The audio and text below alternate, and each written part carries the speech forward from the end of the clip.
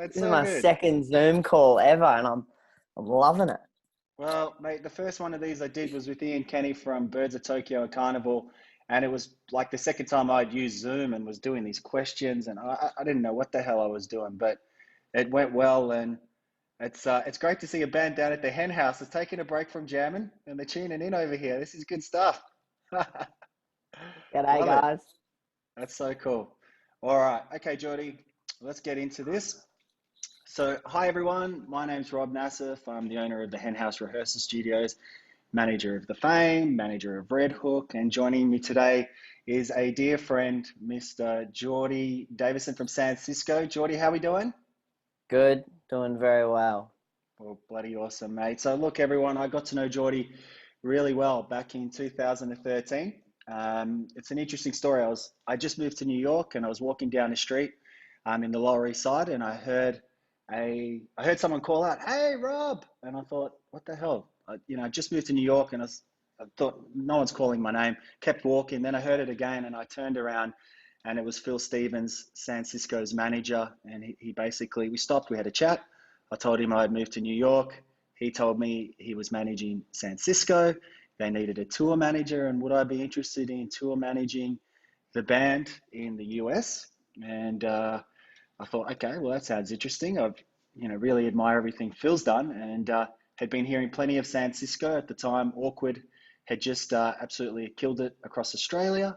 And next thing I know, Jordi, I was tour managing you across the USA. Yes, we're roommates. Going, Mate, we were roommates, and it was bloody awesome. I had such a good time on that tour, George. and we started like a running regime. We did, we And did. Josh and I were talking about it today, and you were like the one that because usually on like our days off, we would just go to the pub and go shopping. Yeah. And then you were like, guys, you're not living. You gotta go find activities. And that's when we started going go-karting and paintballing on our Yeah. days off. Oh, it was great, man. I know one day we went and did yoga in Minneapolis. It was go-karting. You guys absolutely smashed me at paintball. I copped quite a few No, Nick bruises. got you. Nick, That I was mean, that was fucked. seriously, I still don't trust him because of that. point blank range. I got Yeah, you've fallen absolutely over and hammered. he shot you 3 times in the back at I point know. blank range. That's what you get for tour managing a band, hey? Really nice. I appreciate that. But it was really great fun. And like, for me with touring with Gyroscope, it was always about like trying to, like see the places you were in if you had a day off trying to explore. And so it was cool that I got to sort of do that with you guys. And do you still do that now with touring, George? Yeah, I definitely on the days off try and do more than just go shopping and drink piss Yeah, because it's no, such that's a great opportunity that you absolutely, wouldn't man. get otherwise. No, exactly, and we really did that on those two US tours. It was great. And look, for everyone that's tuned in, and I'm sure most of you know the San Cisco story, but what's amazing about San Cisco is these guys have literally sold out shows in the US, UK, Europe, Mexico City, 3 top 20 ARIA albums, including a #2 album with Gracetown, 9 songs in Triple J Hottest 100, including #7 for Awkward. So it's an amazing career. And what's crazy to me is, Jordi, you're a freaking youngster still. You're 26 years of age. You've dropped 3 albums, ready to drop a fourth. I mean, it's pretty amazing that you've achieved so much for such a young age. Does it feel like that for you? Well, I started so young. I was Yeah. like, I found this CD the other day of the first band I was in called the Real Life Animators, and that was 2006. God, how And old are you then? um, I don't know. I think I would have been like 13 or 12. Right. Oh, I was Damn, that's born in young. I was born in 1993. So what's that? That's Six that's plus six, 13. 12. Yeah, Yeah, 12. 13. I mean, yeah, 12. And it's funny, it's like full circle tonight. Josh and Nick are in the studio recording like a country band that the guy that like started that band and taught me how to write songs Wow. has like traveled around Australia and been like a boilermaker around the place. And now he's come home and now Wow. they're all in a band together and they're Oh, like that's recording in incredible. our home studio. Oh, that's so good, But Jordi. Far out. But I was listening to that and I was like, fucking hell, I should be a lot better. Like I've been doing it for fucking 16 years now. It's And mate, you're doing but fine. like it's been a while. It has. I mean, I take it from a very young age. You knew, you had a passion for music and you wanted to be a musician. Well, actually, not necessarily. I sort of met this guy Albert in primary school, and he was just like, "This is how you write a song. It's actually much easier than learning other people's songs." Okay. And so I started doing that, and then yeah, I think I got a bit obsessed. And then when I was like finishing high school, mum and dad were like, you're not allowed to leave early to go touring because everyone else in the band was like 2 years older. Okay. And things would start like Triple J had played Golden Revolver and they were kind of interested in us. And my parents were very much like, keep the brakes on until he finishes year 12. Yes. And then I remember catching up with Phil, who like hit you up in the street. Yes. Phil Stevens And is San Cisco's manager for everyone wondering. Yep. yeah, and he was like, you can do this for a living. And I'm like, oh, maybe. And he's like, if this was like 10 years ago, I would say like, you're going to be fine. Because Wow. obviously back then there was a lot more music, a Yeah. lot more money being generated. He was like, I'm not going to say you're going to be fine, but like, you can definitely do this for a little while. And that's when I was like, when I was 18, I was like, oh, okay. All right. And then Awkward blew up, and then people started actually coming to our shows. And then I felt the like responsibility to actually like try. Not, I was trying before, but it felt like you have a responsibility now to Yeah. like be good because people are expecting you to be good. Well, I mean, look, another thing that's kind of crazy is, you release Golden Revolver, that's your first EP. Triple J gives it a few spins, you start getting a bit of attention, which is all great, and that's what, a lot of musicians are hoping for at the start of their career. But what doesn't typically happen is then the next song you release ends up being essentially a hit single with Awkward, like your next release after Golden Revolver ends up blowing up. What was that moment in time like? And was it a surprise? Were you sort of shocked? Yeah. Well, we I was we were like really excited about it and pumped, but I don't think I don't know. I don't think I ever really appreciated how big a deal it was. Yeah, And sort of from that point on, I kind of, we just sort of, which is probably why people kind of liked us, is because we just sort of took it all in our stride and we're like, yeah, sure. Like, yeah, the song did well. Like, cool, whatever. yeah, Go play this festival. And like looking back on it, that's one of my biggest regrets, I reckon, is not appreciating like what it, how amazing that was and how that ultimately set up the rest of our career. it did really, And didn't it? Yeah, yeah, and off the back of Awkward, that's why like RCA and Fat Possum and Columbia signed us, and all that crazy shit happened on the tour that we went on. yeah, And it wasn't until I reckon like a couple of years later when we didn't produce another Awkward yes, that I was like, whoa, that was actually crazy. How yeah. like because I was like, okay, yeah, we just did this song and like it's got 2 chords, lyrics are pretty dumb, and it worked.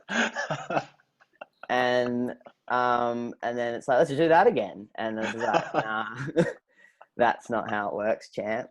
Well, I mean, I wanted to ask you, like Awkward was a huge song. So, it ended up going platinum, number 7 in the hottest 100, used in numerous syncs, still to this day. And like you say, I think, it was the success of that song, especially in Australia, that caught the attention of the record labels overseas. Firstly, Fat Possum, which was an independent label in the US, which you then got upstream to signing with RCA, a major label in the US. But do you think like having that success early on, did it put pressure on you when it came to writing, Gracetown, to try and replicate that as far as landing another single? Did it change the way you approach writing songs? um I think it did, but I really felt the pressure after Gracetown Yeah, because that was a record that connected very well and had like a you know in its own right. It had a few bigger songs on it. It did, And yeah. then after that, I was like, because I remember showing you the demos for that, and you Yeah, sort of being like, yeah, this could be a good one, and that could be a good one. yeah, And then it was after that I found it quite hard to like what to do next. yeah. And a few like personal things were happening in my life with like girlfriends and whatever. And I think I'd kind of for our record after that, I just like wasn't in the headspace and really struggled to like get stuff across the line Yeah, and be really, you know, contributing what I should be to like the band's record. And then that from there, that's something for this next record we're releasing that I've found. I feel like I found it again, of like, you know, what it's all about to like put a record together and like write songs that you have a very, you know, deep connection with and that you love. I can hear it, Um, Jordy. I can hear it so clearly, man, because you're right. I think Gracetown is brilliant. Like such a killer album. So many great songs on there. And then with The Water, it does feel like, not that you lost your way, but just something, there is a disconnect on the songs. I I feel like, also I also fucked my voice. I had to go get surgery. Like, sort of, I did the record, and then after that, had to go get surgery, and was really, out of action for like 6 months, and with my vocal cords. what happened there? And I just cooked myself. I just was like, I think early on, I played this show at the corner hotel, and I was sick, and I ran my voice into the ground, and I couldn't finish the show. Okay. And then ever since from then on, I could only ever play. I don't know if you remember. I feel like maybe it wasn't a tour with you, but we ended up going to Chicago, and I went and got my vocal cords checked out again because Yeah. I could only play 2 or 3 shows in a row, and Yes. I was Yeah. like really looking after myself at that point. Yeah. And from that show early on, I think I created a vocal injury on one side, and the scar Wow. tissue would rub against the other side and create a blister like really quickly, Wow. and then my voice would be fucked. And then I'd need like a day or two off and then like do that again. And that sort of happened for like 5 years Jeez. until I went through this like gnarly breakup and party mode, and then I really fucked it. Okay. And then I like went in for surgery, and then I couldn't really do anything for 6 or 8 months. And then like I could kind of sing, but like when we write songs, a lot of my melodies and like figuring out, you know, lyrics and shit is me just singing along and being able to just do whatever I want to do with my voice. And I wasn't able to do that. Like I couldn't just like sing along to a chord progression and come up with something that I liked because I could barely sing. God, that's So a crazy, lot of Jordy. so a lot of that I was like trying to come up with melodies on a keyboard or a guitar, which I can like kind of do, but it's not how I've always written music. And so then after that, I recovered, and now my voice is fine. It's like bulletproof. So was that all happening in the lead up to releasing The Water, to releasing the third Yeah, record? Was that whole process? yeah, Oh, well, no wonder you struggled. I mean, that's insane. That's super tough. And then what, you had to get surgery to fix that? yeah. I had to get surgery to fix it, and the recovery was much longer than what they said it would be, Wow, and and it and even at one point there, I was like, my voice is fucked now. Like I'm never going to be able to sing well again. And I crazy. went back in like 8 months later, just be like, can you just have another look? And they were like, your vocal cords are fine, but you have like a real acute, you know, like sinus infection, Okay. which I just didn't feel or anything. And then I was like putting steroids up my nose, you know, that like Nasonex stuff, Yes, yes, like, yeah. and that cleared it up. And then I could just like sing, And it came back and that like was as good as ever? better. Whoa. Probably too good. It didn't, because back when I was younger, I had like this huskiness and like this raspiness to it, Yeah. and now it's just a bit clean. Oh, come on, mate. It sounds fantastic. Loving it. Not my It's talking sounding, voice. That's it's sounding awful. bloody great. Like your talking voice is great too, but that's amazing, Jordy. I didn't know that, mate, because I haven't seen you for a few years. I didn't realize that had all transpired. That's pretty crazy. I mean, do you have a warm up? This is probably a good topic to stay on. How do you take care of your voice when you're on tour? I mean, as far as playing shows night after night, can you do multiple shows in a row now, or do you try and pace the days? And what's your warm up routine? So I think from those like 5 or 6 years or whatever it was of having to nurse my voice because I had this vocal injury that like I didn't really know about, I learned really good technique and I learned really good warming up Mm-hmm. and probably made like my vocal cords, which is just a muscle, like quite strong. Yeah. And so once the surgery had held, Yeah. um, I can like do it. I warm up just because it Yeah. sounds better when I'm warmed up, Yeah. but I can play like lots of shows in a row and I can like do lots of singing now Wow. all the time. Do you regret like pushing through for that corner show? I mean, is the lesson there that like if your voice is struggling, you don't push it, you call it, and if it means canceling a show, you cancel the show? Well, that was kind of like I don't. That's the other thing that I sort of dealt with for all those years was like waking up every morning after a show and just waiting to see if my voice was there or not because I'd have to spend the rest of the day deciding whether or not to cancel the show or nursing myself into being able to be ready to play like a half decent show. And That's it was full on. like a huge amount of anxiety around that, and it was like really hectic. Oh, that sounds horrible. Geez, I wouldn't have enjoyed touring too much in that sort of situation. No, but it's just like what I just thought that's the way it was. Ah, And that's then crazy. and then I got this surgery probably like 3 years ago, 4 years Wow. ago, and now yeah, I can sing and it's fine.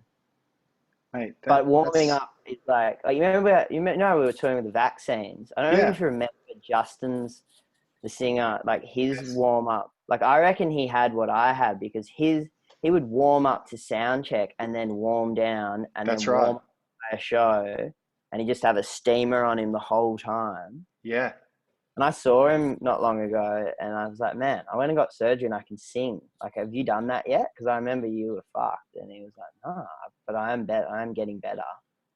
Wow, that's insane. And so then, dealing with all of that, you're trying to write the third album. No doubt that affects the output of that third album. Of course, you were mentioning there was a breakup in there as well.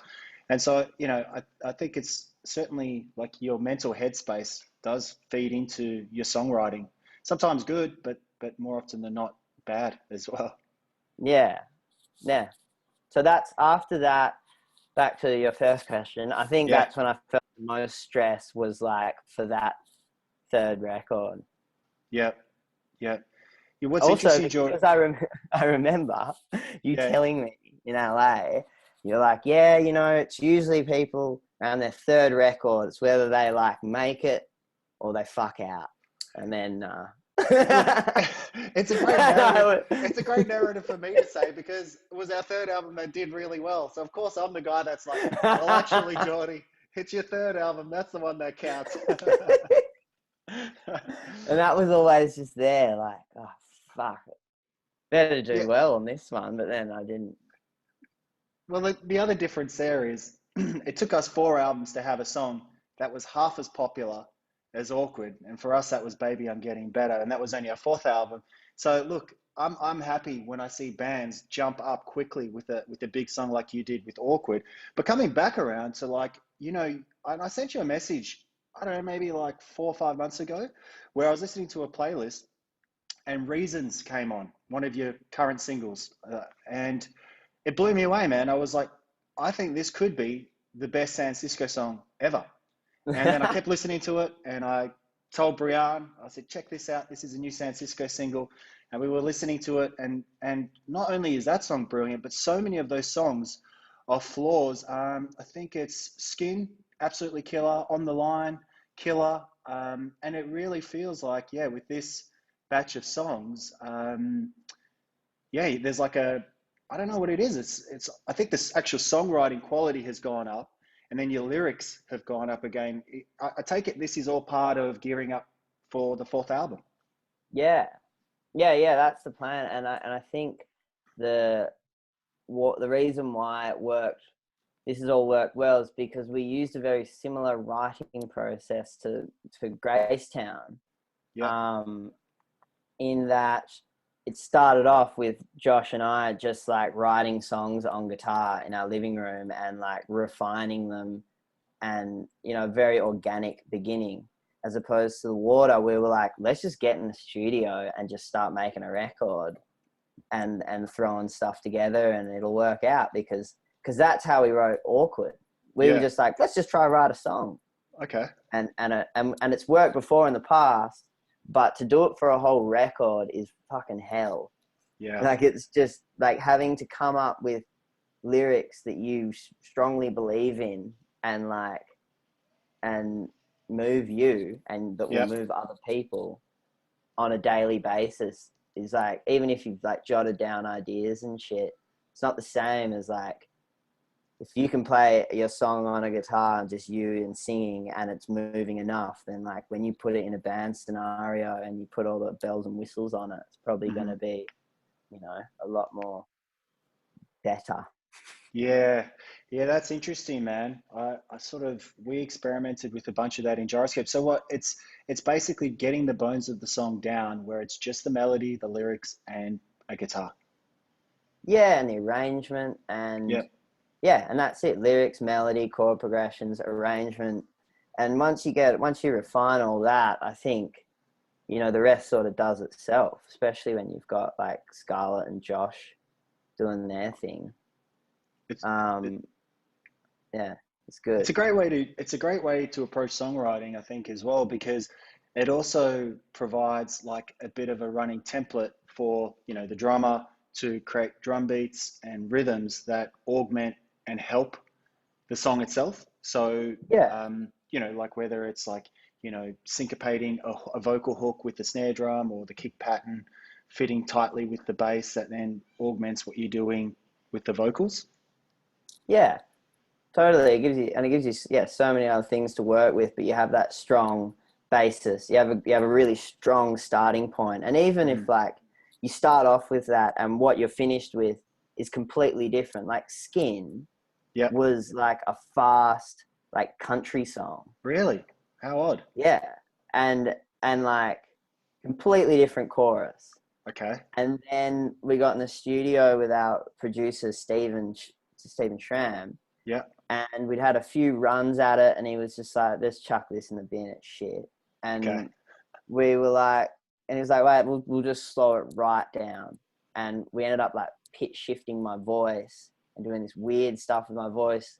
So then I started singing like a lot more freely, and I borrowed a lot of the verse lyrics from the original demo, and then just sort Okay. of spitballed the chorus. Gotcha. And it just like fell into place within like an hour after like 8 months of playing around with it. Trying to get it right. Wow. Yeah, and it was completely different.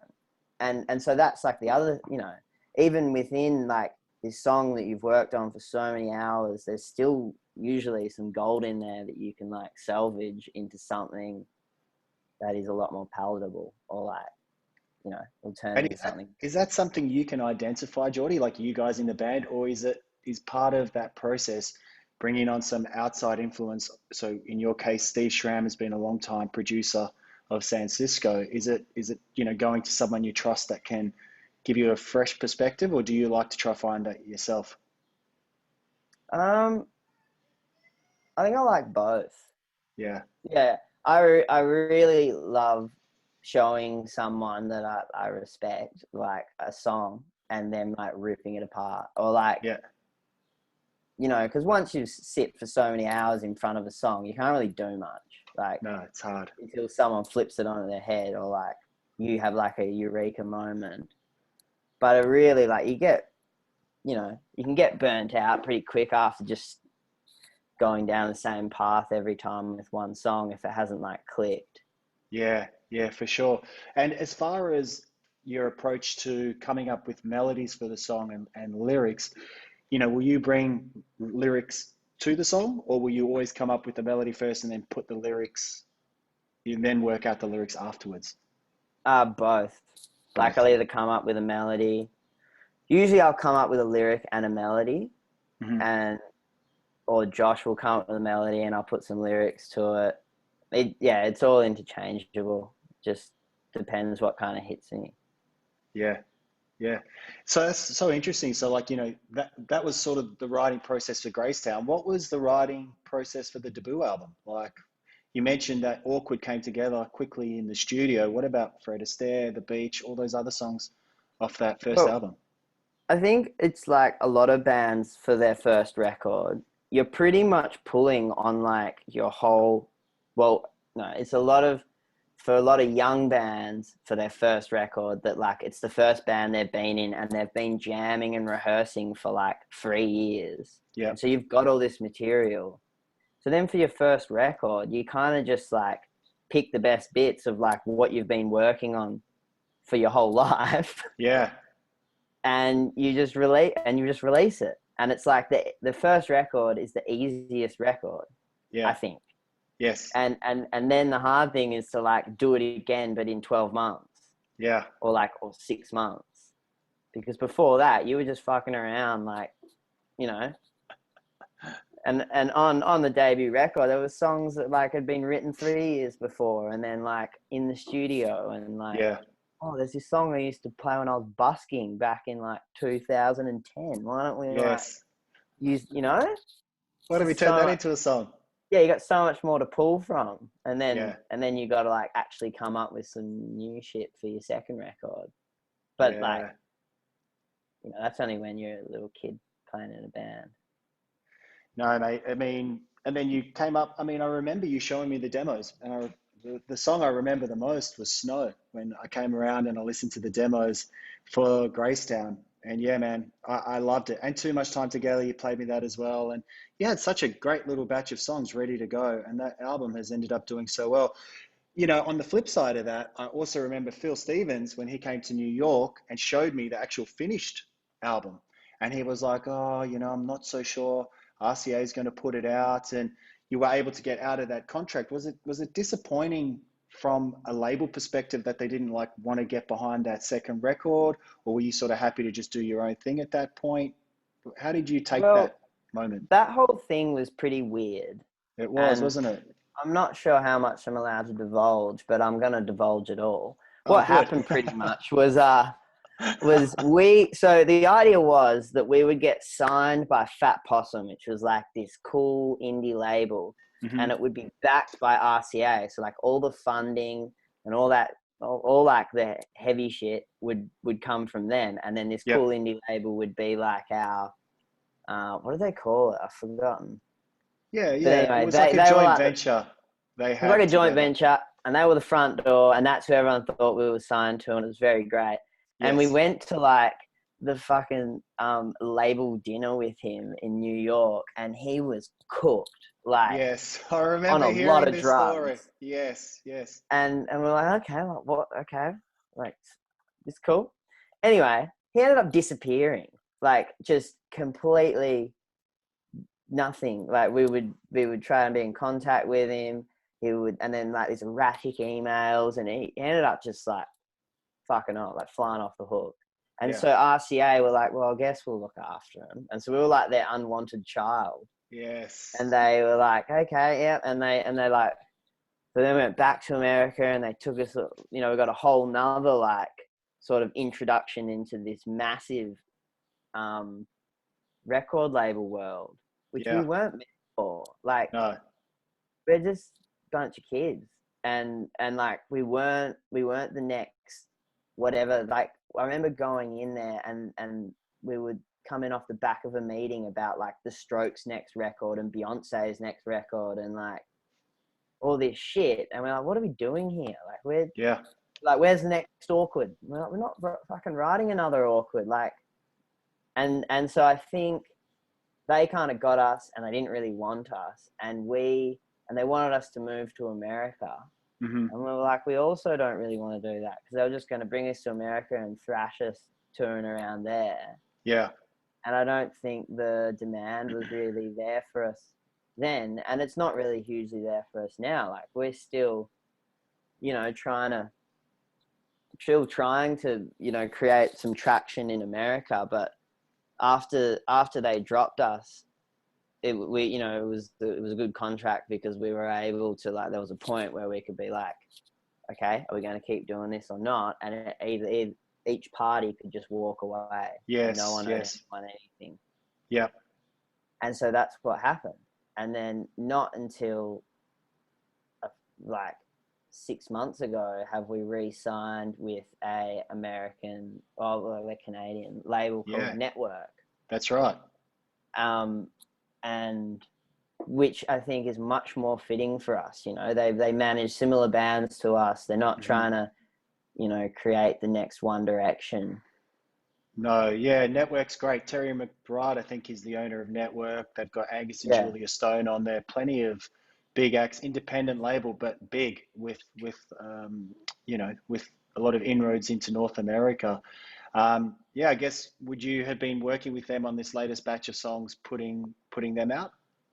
Yeah, we have been. Right. More with they were all sort of the reason why they got interested in us again, because we've asked them before to sign us and they said no. Okay. Was was they listened to these songs and they were like, prick their ears up, and they're like, okay, we're into this. Yeah. And so they've more been involved with the like release strategy and sort of, and like booking this whole tour that we just had to cancel. I know. Which was Actually going to be I don't know if you realize, Jordi, but tonight you're meant to be playing in New York City. Right now, fuck. like today. How's that? Meant to be playing at the Williamsburg Music Hall. I set a reminder when I saw the tour dates pop up on social media. I set a reminder, and then my reminder popped up this morning, San Cisco, Williamsburg. We would have been drinking a beer in real life. Now I'm drinking on a freaking water, and you're sipping on a wine other side of the world. That's fucked. I was so excited about that, because that was going to be the first time that we really, got to properly see what they were doing, because they had like, all these shows lined up for us and meeting people here and doing this and playing these festivals and all that shit. And then just nothing. So what's going to happen, George? What do you think? Like, will you reschedule it? Have you, well, look, multi-part question here, which I'm very good at. I'll do one at a time. Firstly, have you had to postpone the album? Yeah, we did postpone it a bit. Yeah. But that's also, I can't talk about too much of that shit. Yeah, I know. You're trying to work all that stuff out. But then as a result, will you reschedule this tour? Will I get to drink a beer with you here in New York? Yeah, definitely. Beautiful. But like I don't know when. Yeah, that's but the we problem, will come back one day, unless you guys just implode on yourself, which you might do.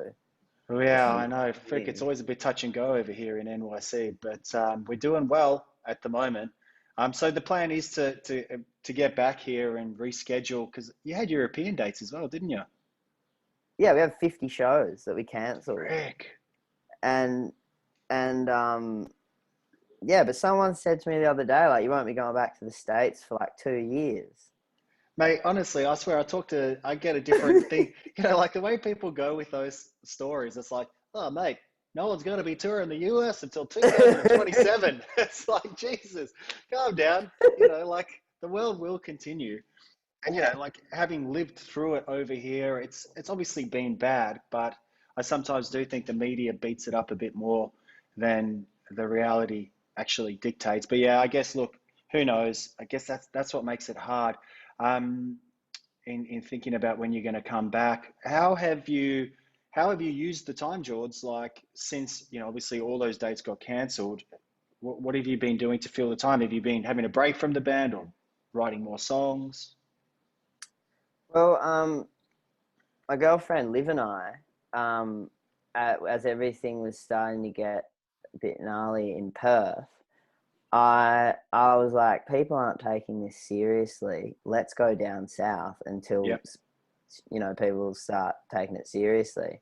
Yeah. And so we went down south, and then they were like, we're going to close all the regions in WA, so you can't get from, you know, like Margaret River area up to Perth and vice versa. Yeah. And for as long as we have to close it off. And so we were like, fuck it, let's just stay down here, because we were staying at in mum and dad's shed in the bush. Yeah. Yes. And so we just bunkered down there for like 3 months. Brilliant. Or like two and a bit months. And Liv was doing a lot of work on like photography and writing, and I was like surfing when it wasn't busy, and pretty much just being like the groundskeeper for the property. Nice. And, So good. And doing the odd live show and playing a bit of music, and like doing a fair few meetings about like the next release and all that sort of shit. But I certainly wasn't like bunkered down in a studio trying to write a song every day. No, you're having a bit of a break, eh? Yeah, and I've also kind of found it hard to be making new music while there's still all this stuff that's unreleased. Yeah. Which I don't know what that's about, but I kind of want to get it all out in the world. Like my process, the process has always been like write, record, release, tour. Yes. And then you write, record, and release, tour, and it's just been like write, record, release, and it's not all released yet, and we haven't had a tour or anything. No. So I don't know. I just haven't really been like, let's get on to the next record, because it just feels a bit, I don't know, premature. But I probably should. It's hard, isn't it? I mean, everyone's routines have been thrown out. These Zoom catch-ups were born out of that exact same thing where, you know, all of a sudden everyone had to be at home. I thought, oh, well, we've got a captive audience. They can't go anywhere. We might as well share the knowledge and learn a few things via these Zoom conversations. So you've sort of had to kind of forced into adapting. I mean, what about like, you know, social media and in this period of time, like, what role does social media play in the world of San Cisco, firstly? And then secondly, during this COVID times, have you been more engaged, less engaged, tried to do these live streaming performances? What's your take on social media? I think I fucking hate social media, but it's so important. Yeah. For a band like us.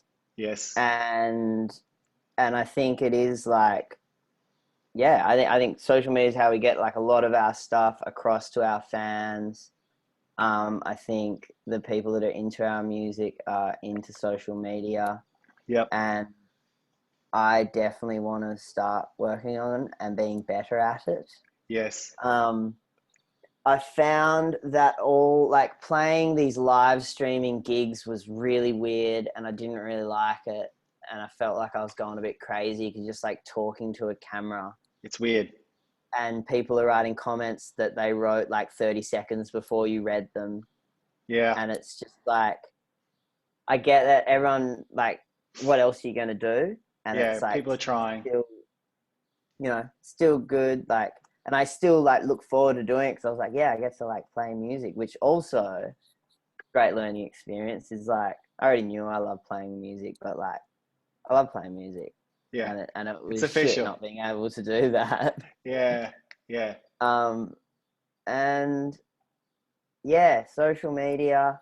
I think it is in this day and age, you know, if you're making pop music or like that sort of shit, it is an important thing to have a very solid brand and a very solid sort of you know, image on Instagram and Facebook and that's, you know, that's how a lot of people absorb a lot of information now. And I mean, we've like, you know, with this Black Lives Matter stuff going on, we've tried to just shut up and not take up any airspace. But apart from that, we're definitely, our social media strategies, I guess, or like planning is definitely part of our meetings and our rollouts and all that stuff. I remember when we were doing those US tours in 2013, you were all, we were in the splitter van, and we had the traveling Wi-Fi, didn't we? We had the freaking in the van, which was pretty exciting for 2013. And you were all very engaged. Instagram was sort of kicking off at 2013, with that stuff, and I feel like you did a great job of it back then. Do you think that's part of why? By the time okay, so like if you remember this, the first show we did in the US, your first show was in Boston. We drove up from New York City, was that tour supporting the vaccines. And I didn't know what to expect because you had never played in the US before. And we had played that showcase at CMJ a few months earlier, but you'd never played in Boston. And you walked out onto stage. I was side of stage, had the little flashlight over here, guys, girl, and you walked up on stage, and the crowd went freaking bananas. I was just like, what the hell? And there were people singing along. This is a vaccine show, but you had your own fan base at the show there just to see you. And I remember thinking, like, it just totally changed my thinking of what's possible for a Perth band, because you'd never been there before, but there were people singing along to the songs. And it was kind of like, for me, that was like that moment where it was a new world order, where you could build a fan base online before you ever go there, so that when you do go there, there's people that love you. I don't know if it was social media, but how did you cultivate that fan base? Because then 3 months later, you did a headline tour and you sold out like 500 capacity venues across the US. Yeah, I don't know. Like the plan with doing that tour with the vaccines was to then do that vaccines tour and then go to Europe and then come straight back and do all those cities again, Yes. Yeah. to be like, because the people that come in to watch the vaccines might like us, and Yeah. then that worked. Yes. But before that, yeah, I think just how music has gone into this huge digital age where, like, yeah, social media and all that stuff, you can like, and it's also a fucking trap Mm. for like bands that probably haven't played together much, or just artists that haven't played many live shows and Yeah. haven't had a lot of experience. They get heaps of plays on Spotify or whatever, on YouTube, and they have all these followers, and then they're just thrown in the deep end, and it's kind of a train wreck because, like, Yeah. they haven't really.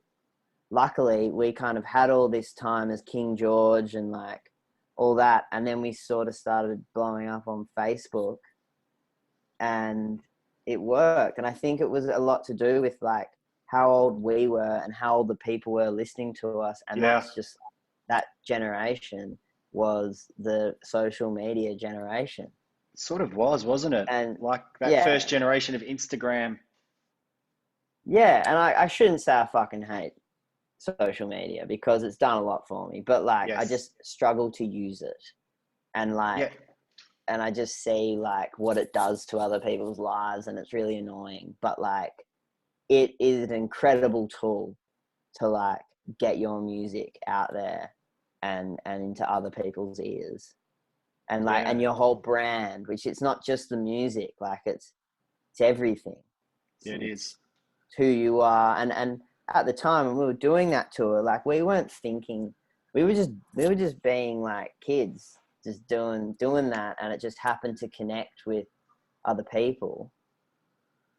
And I Yeah. think we've kind of always done that, and we've just been extremely lucky that that worked, that Yeah. like the chemistry between us worked, and the way we did interviews or whatever, Yeah. and what we were doing, we were just like likable, which is just pure luck.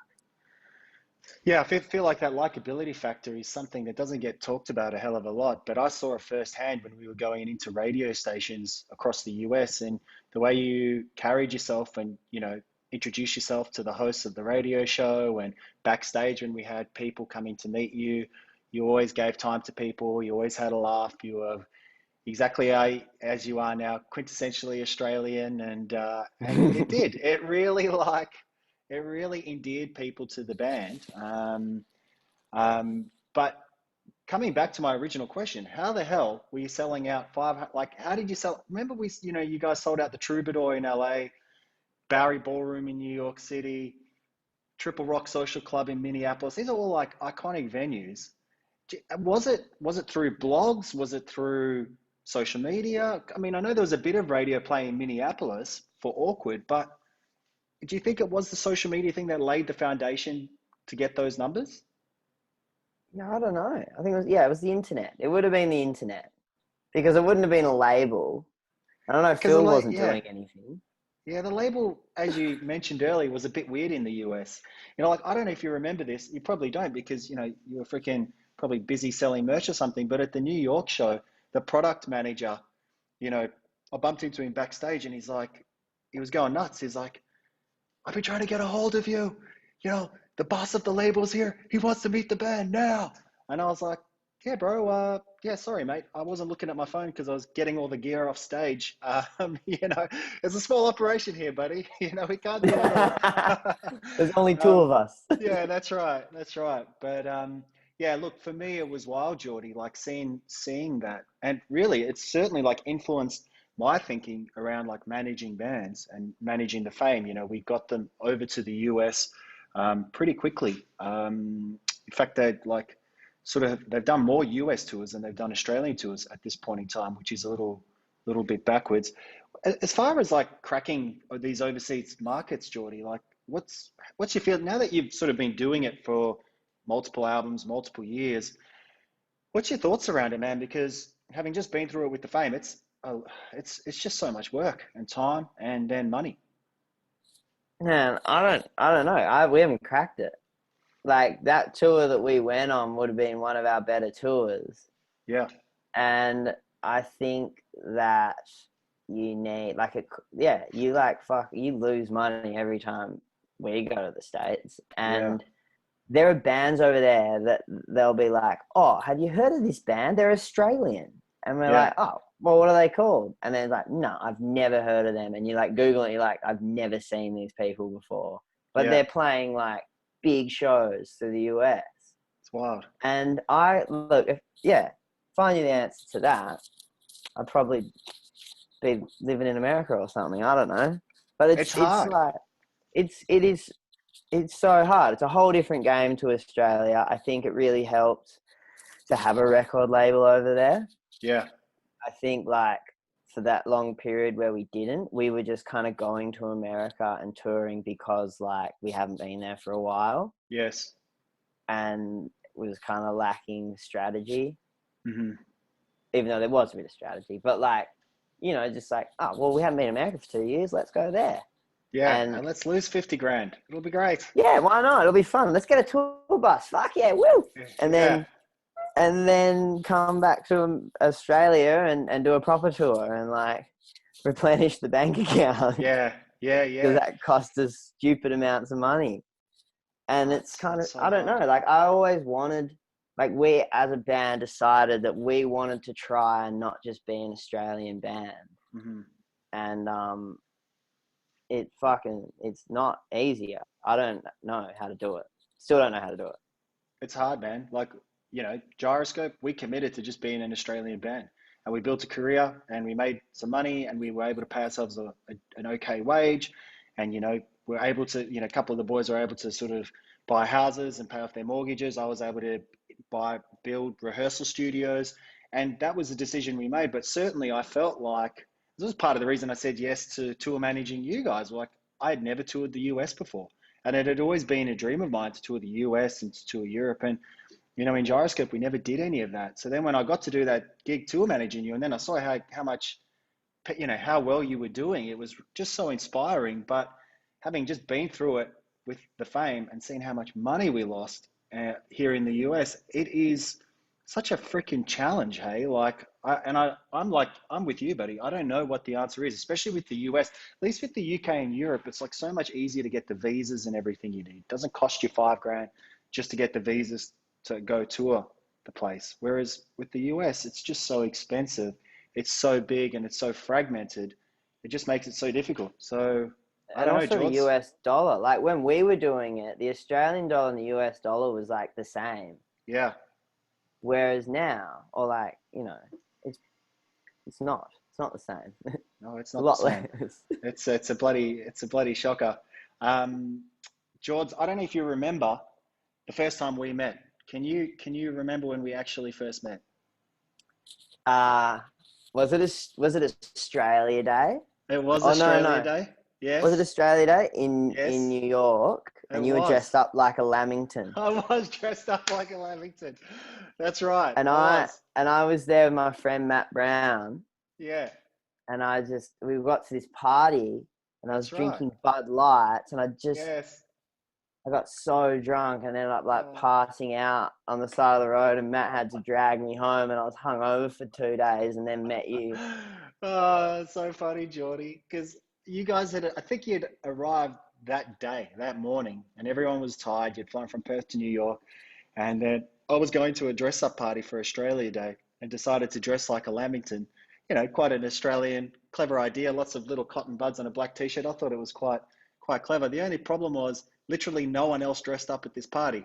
So I answered the door to the party. It was a huge party in a loft in Greenwich Village, and to your credit, you rocked up, and that was the first time we got to hang out. And yes, we both drank a lot of Bud Lights, and but I had They went such a down good very time. smoothly. They surprisingly smooth drinking beer, and we got on so great. And I remember thinking, "Gosh, this is going to be a fun tour." Like, I had a great time that night when we first met. Yeah, yeah, that was a loose night. Wouldn't do it. Yeah, wouldn't No, celebrate Australia Day these days, but no, back then. but that was when it was. So George, I've been rattling on a bit here, and I do want to throw this open to some questions. But just quickly, like, I like to always sort of bring this up when I have conversations. But like, you've been with the one manager all these years, Phil Stevens. Obviously, for those that don't know, Phil also manages John Butler Trio since day one, essentially the Waifs, Stella Donnelly. What do you think working with someone of Phil's caliber brings to the table as far as management goes? Well, I think straight away we were born into this idea or like this opportunity to be independent because Yeah, all of his acts were independent. Don't know if Stella is, but John and Wace are independent. He was like, "Do you guys want to be independent or you want to be on a label?" yeah, And we were just like, "What do you reckon?" And he was like, "I'd go independent." It's like, sure. And it's not such an easy thing to like do. And he really knows his way around doing that. yes. So I think from the get go, that was like a massive uh, leg up, or like a whole different way of sort of, seeing the music industry and Sure. understanding it and being a lot more sort of hands on. We've always, yeah, been a lot more hands on than when you're signed to a label. Yes. Um, Yes. and yeah, I just think that he's like, I mean, he's a pretty weird dude, but he does a great job. Yeah. Yeah. He's a classic Phil. I remember he joined us on the second tour, and we bunked with him for a little bit, and I'd go on runs through Washington DC with him, and it was cool, like just to chat and tap into his knowledge, and sort of have become great friends with him since. You bring up a good point though, because you formed your own record label, Island City Records. Um, yeah, I mean, I think for a lot of musicians, we look at the idea of doing it independently as a bit of a dream. Like if you can do it and succeed, you obviously keep the majority of the profits. I mean, has that been the case for you? Has it financially, has it worked out? I mean, are you sort of happy you went down that path here in Australia at Yeah, least? yeah, I think so, definitely. I think, but like I said, again, going back to Phil, I think it'd be really hard. I don't know, but it might be really hard for like a new manager to run an independent band Yeah, because I feel like, as much as I can't believe this because it's Phil, but like Phil can call people up and be like, "Hey, it's Phil Stevens. Oh, like got this band, like blah blah blah," and people will listen to him, yeah, which yeah. is It just helps, doesn't beyond it? me. Because Yeah, like, he's got the pull. but he's got the pull. He's like a powerful dude, He's a power dude. Old and and Fremantle Phil. yeah, and I think that was like a massive thing, and Yeah, a massive part of it, and I feel like we're very fortunate to have had that. yeah, Very lucky to have had that. Like, at the end of the day, like San Cisco, there's a lot of fucking luck. I mean, a lot of hard work, and it's been definitely the hardest points in my life ever through Yeah. San Cisco. Yeah. But a lot of really lucky things have happened to us, like Phil, like Yeah. Triple J getting behind us to like get to where we are, and I definitely like appreciate that being Yeah, a that's thing. awesome. And a lot of, because you know, you go out and you see great acts and you see people doing this stuff and you're like, yeah, you've got it, but like, why are you playing to 3 people? It's weird, isn't it? But also in that, like, I watch other friends' bands and stuff doing shit, and one of the hardest things about being in a band is one of the hardest things about like making your band successful is actually being in a band. Yeah. Like, you have to get 4 people who ideally aren't having sex with each other Yes. to like make these hectic decisions and spend a stupid amount of time together and like and make it work. And Yeah. especially when you're like you know, you're in your later 20s, you can't just drop everything and just like focus on being in a band, because everyone's kind of doing life shit. Yeah. And I really feel for like we were so young. Like, we were all still living at home when like Yeah. it started to sort of happen. And we had all this freedom to be able to just play music and like go touring, and we had support from our parents, Yeah. and there's so many things that have to line up, not to make it sound like it's fucking impossible or anything, but like I really appreciate that it's not there's a lot That a goes lot of into it. stars have to align for it to really get going, and that's even with like a lot of pushing. Yeah, yeah. Well, you just touched on something I wanted to ask you actually, was, yourself, Josh, Scarlett have been doing this for 10 years now.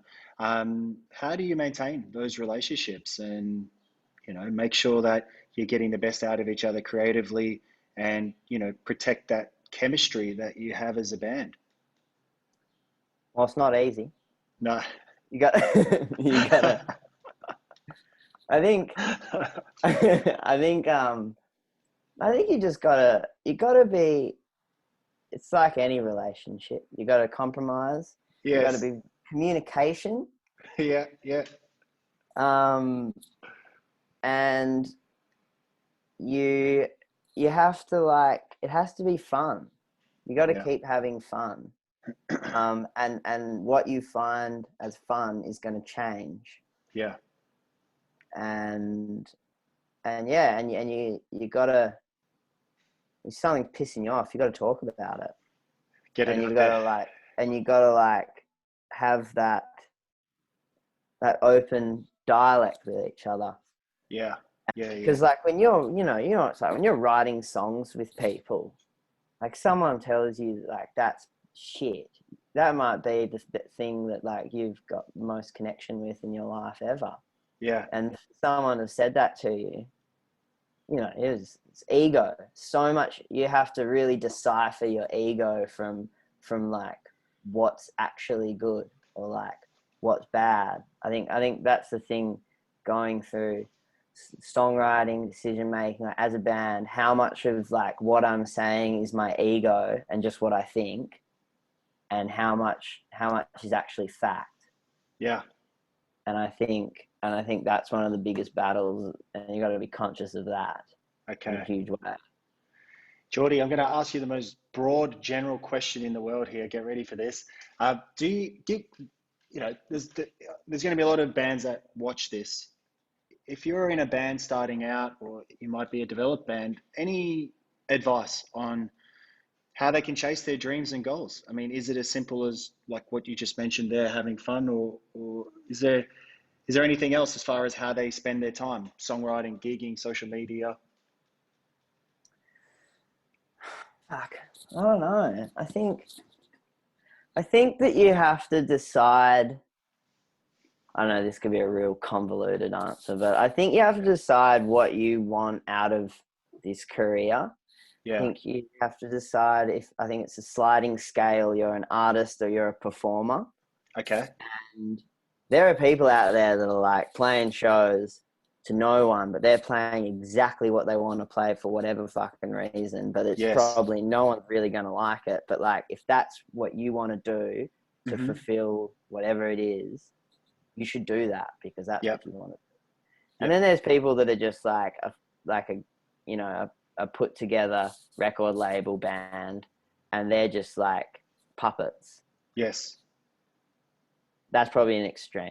There's Gotcha. people that are Gotcha. like writing music that like they're just like pop making machines that like they don't have to have any affiliation with the music. They just want to fucking make millions, make the crowd go crazy. Yes. And I Yes. think you kind of need to figure out like on that scale where you're at.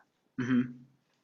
And then you need to like follow that and be without sounding too cheesy. Just be like honest to who you are and what you're doing, because you're not going to be able to pretend to be this whatever you're trying to do. Just do what you think you're good at Yeah. and like stick to it, because that's probably what you're best at. Yes. Like Yes. don't, like if you're great at, I don't know, like playing acoustic guitar and singing love songs, then don't go make a fucking hip hop record. Yeah. Yeah. Or like turn it into electric music. Sure. Sure. Like I think you got to take in what's going on around you and what inspires you and influences you, but like don't forget that like what you're doing is special, and if you don't Mm-hmm. believe it's special, it can be special, Yeah. and like go for it Yes. and Yeah. Yeah. like That's stick great, to Jordy. that, Shit, man. I like that. That's really good. and fucking like play a lot of music. Mm-hmm. Like if you're in a band, play with each other as much as you can. and and really do it. And if you like, and like I said, like I think the biggest thing about being in a band isn't that like writing the music's the easy bit. Yeah. Like the hardest thing about being in a band is your relationships with one another, and as soon as that's fucked, you're fucked. Yeah, it's true. So true. And You got to protect that. I've seen it before when people have taken off like, well, I'm just going to go solo then, but then they're just shit because they were nothing without like the other element. Yeah, the chemistry. Yeah, so like maybe you are a weapon by yourself. So then fuck everyone off and go do that. Yeah. But you might not be. And like don't ever think that like someone in your band is just like, you know, just like a bit what would you call it? Just like a pawn in the game. Sure, Like sure. everyone contributes something, no matter how little or big it is. Yeah. And like therefore everyone deserves a huge amount of respect. Yeah, and exactly. and you gotta deal with each other. I guess it's more of a band sort of thing. I But think like respect is the key thing there, George. Like, you know, as long as you have that respect for each other, and you're totally allowed to disagree on points and, you know, certain things you like, the other person might not. But as long as there's a deep respect for each other, and you might, you know, I just saw this firsthand in Gyroscope. Like we got into some huge blues over time. But once everyone calmed down, there was always a apology and a hug at the end of it, and we moved on because the fundamental thing we all had for each other was respect. So I like that word. yeah, I think that's the key. It's the hardest thing about being in a band is actually being in a band with four Yeah. people. Writing music's the good thing. And then but like if you're shit at writing music, then you just gotta practice. Well, that's right. Definitely practice is a good thing. But Jordy, the most exciting thing for me when I think about this whole situation with you, and I'm so glad to have been part of just like a tiny little part of that adventure, tour managing you guys in the US, but you're only like freaking 26. You're about to release your fourth album. Your songwriting on this latest batch of songs is better than it's ever been. Reasons is, in my opinion, your best song ever. Skin is probably number two. And it's so exciting, mate, because there's so much time left to still do so much. What does the future hold? What do you have new dreams and aspirations that you want to achieve? I don't know, the future scares me. It Yeah. scares the shit out of me. What the fuck am I gonna like? Yeah, really young, done all this. Surely I'm gonna burn out soon. What am I gonna do for the second half of my life?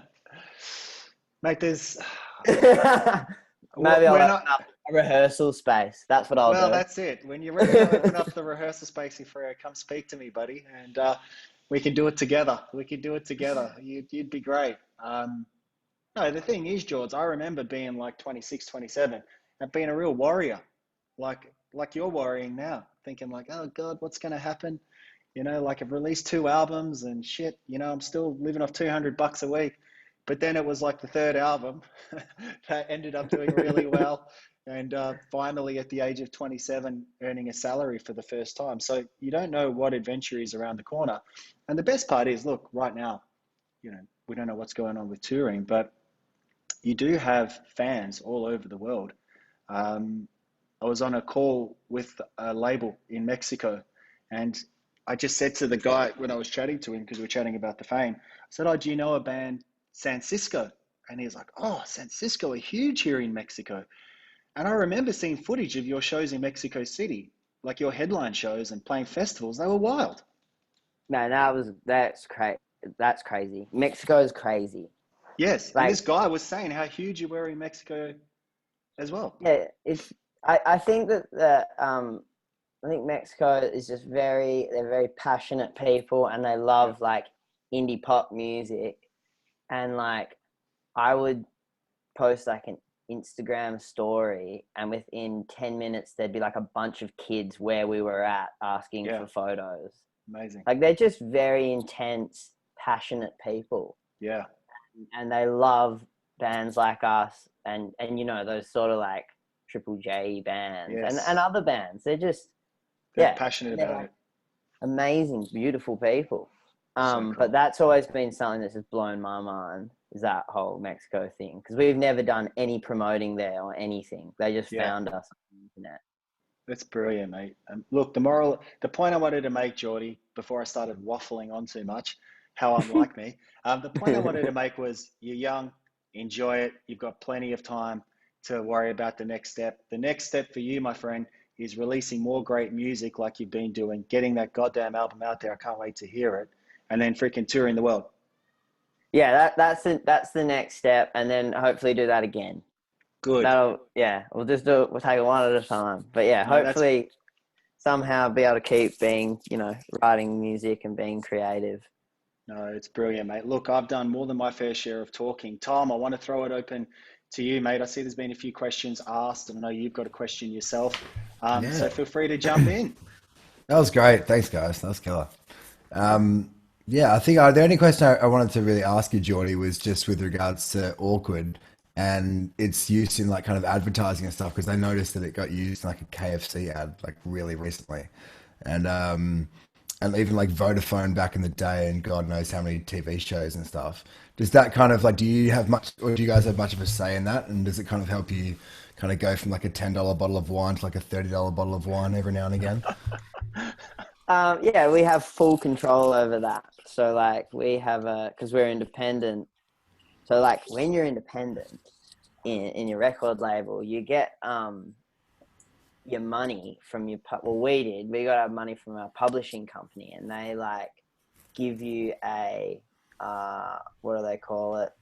I've forgotten. They give you You all the get money, and you get then the and then master. You get the master and the publishing because you're independent on the record side as well. So you get both.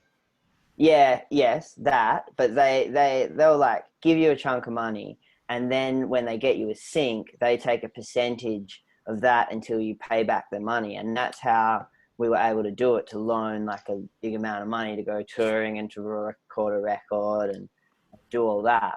And so instead of like, usually the money would come from your record label, and they would take like a lot more for a lot of different other things, because they're doing your like publishing, your publicity, your marketing, your distributing, all that shit.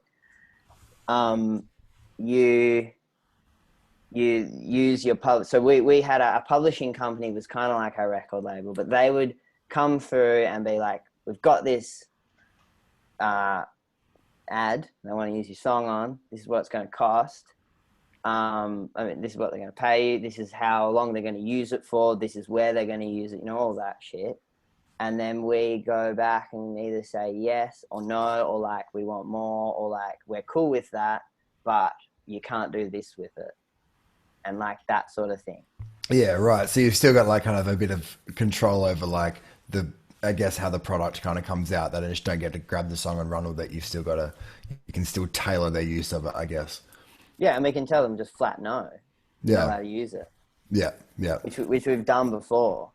Is it like, because I was just saying to Rob before, I mean, that song is like 9 years old and then it was on an ad in 2020. Is that pretty crazy? Considering how many songs have come out in that period that it's still like such a draw card for companies like that? Yeah, well, I think I actually knew someone that worked for marketing for KFC, but what their thinking was behind it was they were trying to target a certain age group, Aha. and that was big in that age group. I see. I don't know. Oh, I don't man. know how much trouble I'm gonna get in for all this fucking That's influence. level state, man. That's Keep level state. drinking. Keep drinking. Don't. Oh, Um, look, that's killer, man. but like for instance, so for the Vodafone ad and Awkward, a big question was like, do we want to have this song on a massive advert? Like this song kind of still has legs as a single. Once it's this advert, it could either like make it a little bit more popular or it could just crush it. And then that's the life of that song done. Whereas like 10 years later, KFC comes along. None of us are vegan. So like, yeah, you can use the song. Yeah. Yeah. Like it's a bit of a no-brainer. Yeah, right. But that's definitely, if you just released a single and then all of a sudden this brand that probably isn't like a cool brand wants to use it, you'd probably say no because Yeah. like you want it to live out that life as a single or as its own song, and then let the big corporations do what they want with it. Yeah. That's awesome, man. That's such an area of interest for me. Hey, look, we're going to throw it open to some of the people that have been asking some questions in the chat. Trenton is the first person I'm going to throw it open to. So Trent, if you want to unmute your mic and your audio and all that, and jump in and ask Jordi a question. Yeah, thanks, guys. It's been a really good discussion. I've really enjoyed the songwriting comments you've made, Jordi. Thanks very much for that. My question is around about the album Gracetown. How did you come up with the name? I think now maybe I guessed because you're a bit of a surfer, but you might have a different story. But also with the artwork behind the album, Peter Matrovich was a very good friend of mine, and just want to know if you had a story about how you met Peter or Peter. Thanks. Well, it was called Gracetown for a few reasons. Firstly, because I'd spent a lot of time there. It was also the place that I'd first met Scarlett when we were like 2. I was like 2 and she was like probably 3.5. And Josh had spent a bit of time down there and we all had a bit of an affiliation with the place. Probably me more so than anyone. And we hadn't actually come up with an album name yet. And we were talking to Peter Matulich about, and we came across Peter Matulich because Scarlett and her mum loved his drawings and showed us, and Josh and I were just like, because Josh has always loved architecture and all the sort of stuff that he used to draw. And they were like, he's a salty old dog. He's kind of been from down south and whatever. And I was like, sick. This is great. Like I love the colors, the lines, the subject. It's all awesome. And we were sort of throwing ideas around of like what we're going to do. We don't even know what we're going to call the record. So like, how do we come up with a front cover? And then I remembered this picture of like a family friends of ours, their house in Gracetown when they first built it. And it's where my old man helped him build it. And it's where we used to go stay down there from the ages of like 0 to 10. I was like, it was such a cool photo and it always like sort of hit me. And so I was like, I'll find this photo. Like, could you draw this? And he was like, totally. Like, I could do that. And everyone was like, yeah, that is a great photo because they're also family friends with like the Stevens, who's Scarlett and Phil and Anna. And Josh was like, that's sick. And so he like drew up the front cover of Gracetown. And I was like, let's just fucking call it Gracetown. Like, we've all been there. I love the place. Like, the front covers from Gracetown, and it all makes sense. And it sounds cool. Sounds like a place that, like, the record is. And so we went with it. So awesome. Fantastic. Thank you. Awesome, George. That's such a cool story. That was killer. Thanks, Dren. Next, I'll throw it open to Sinead. She had a great question as well before in the chat. So, Sinead, if you want to unmute and jump in, you can have a chat with Jordi. Hey, how you going? Good, how are you? Good. So I know you guys were talking about sort of breaking into the US and stuff, and how like social media played a big part in getting your music over there. I was just wondering, sort of apart from socials, what kind of things should bands be doing to increase their visibility over in the US and the UK if they can see that maybe they're getting a heap of Spotify streams from a particular area? Like, obviously there's Facebook targeting and marketing and stuff like that, but outside of that, who are the like people that, like, what kind of things should you be doing outside of socials? It's a great question. And I wish, I don't know, I feel like we'd be doing a lot better if I knew the answer. Yeah. I don't know, like, what more you can do than, like, yeah, like geotag stuff, go tour the area. Like, I've always thought that maybe you'd be able to get a better following if you went and lived in the area and toured around it, you know, and built up a live audience through doing that. Yeah. Like, I think if you can look at your Spotify streams and be like, well, this is getting heaps of plays in this town, I should go there and like put a show on. Yeah. That's as far as like I would get with it. Like, that's why I am pretty excited about being signed to a label again, because I'm hoping that they're going to be able to give us that answer. Yeah. Like, what more do? You try and, if you're in the town, you're like, look, I'm here, like, and you show them a bit of love. And like, if you're seeing it on, your Spotify, and you're trying to write music that is going to connect with those people, I don't know what more to do beyond that point. And I'm sure there's more to do. Yeah. I guess, Rob, with the Fame, like, obviously they started getting a bunch of streams from over in the States, and so that was kind of where you started putting your focus. What were the first kind of steps that you took with them to sort of build their visibility over there? Yes, I think there's a couple of options you can take, and it's really dependent on your budget, because certainly the best thing you can do is tour a place where you're starting to get traction, because once you're in the market, a few things happen. You know, you go to, and I've seen this with the Fame time and time again, is, you know, the first time we got a little bit of traction in Germany was from one radio station in Munich. And it did happen to be one of the largest stations in Germany. And for whatever reason, you know, we just serviced the song. We gave it to a radio promotion people. They did their job and serviced it to a bunch of stations. This one station, all the stations said no, but the one station, Bayern Munich, no, that's the football team, Antenna Bayern, Antenna Bayern. Gosh, you'd swear I'd be drinking wine over here. Antenna Bayern, they played it, and the program director wrote to the radio programmer saying, yeah, I think this song's a hit. I really like it. We happened to be going, we were touring Europe, and we happened to be going to Munich a week later. So I said to the guy, look, we're going to be in Munich in a week.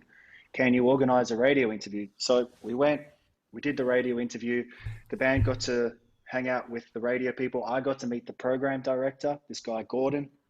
Long story short, he was convinced. He's like, no, this song is going to be really big. I'm going to add it to high rotation, and I'm going to be the one that shows you how big this song can be. Because at that point in time, actually, no one in Australia was playing it. Nowhere anywhere was playing it. And he added it to high rotation. The song did really well. So we were in the market. We could build the relationship. But that's not viable for a lot of people.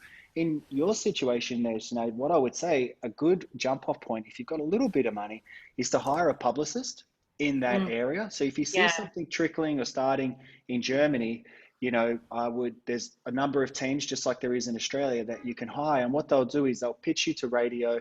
They'll then also pitch you to the publications that make sense for your genre of music.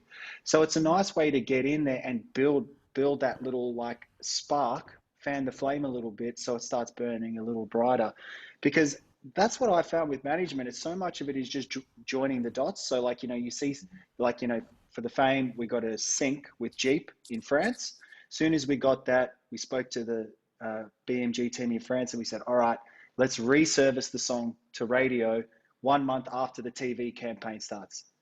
So it's like you get a spark of something, you then make a plan around that. So I think like the best value I see is where you hire a publicist. So say it's in the UK, you could hire a great publicist that fits with the band, and you get to tap into their network of people to hopefully help you take that next step. Then if that does well, then you consider touring, and Jordi knows all about it, but there's things like Great Escape that you can do in Brighton, there's Liverpool Sound City, there's the Aussie Barbecue in London now, and same goes for South the by US. Southwest. South by Southwest. We had a great That's time there, the George. best one. Oh, That was that's good, the best mate. thing you can do. Yeah. We just keep going back every year, but no one ever picks us up. Yeah. Well, It was so yeah. sad it got cancelled like a week or something before. Or Yeah, it days did. before it was meant to start. But Rob Oh, answered that a devastating. lot better than me. He's right. I just No, thank you for your answer too. The one thing I would say, I don't know how you feel about this, George. I am seeing more and more of this, like ads that pop up on my newsfeed on Facebook and Instagram with this like Facebook advertising. So you advertise on Facebook to people in that place to then go listen to your song. I've never done it myself personally, but the only thing I'd say is you just got to be careful because that can be a real bottomless money pit. Like if you're not, if you don't really know what you're doing there. Yeah. So, Cool. Awesome. Awesome. Thanks, guys. No worries, Thank you. Beauty. Look, if anyone else has any more questions, feel free to chuck them in the chat. Otherwise, Rob, I'm going to throw it back to you. Yeah, awesome, Tom. Jordi, I'm sorry, mate. This is just blowing out to an hour and a half in the blink of an eye.